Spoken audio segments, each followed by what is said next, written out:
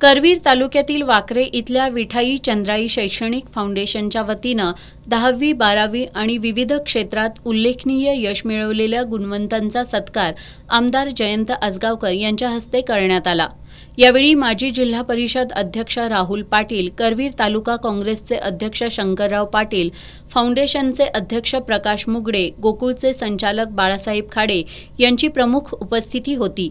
यावेळी करवीर तालुक्यातील 200हून अधिक गुणवंतांचा सत्कार करण्यात आला।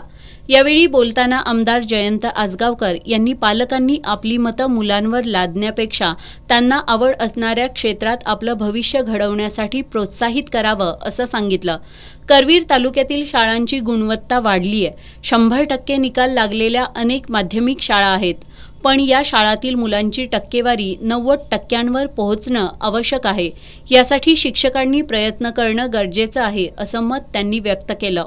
यावेळी बोलताना विठाई चंद्राई फाउंडेशनचे अध्यक्ष प्रकाश मुगडे यांनी यापुढे पुणे, मुंबई यासारख्या शहरातील विविध क्षेत्रातील संधी आणि नोकऱ्यांसाठी या भागातील गुणवंत मुलांना आर्थिक आणि शैक्षणिक मदत करण्याची घोषणा केली।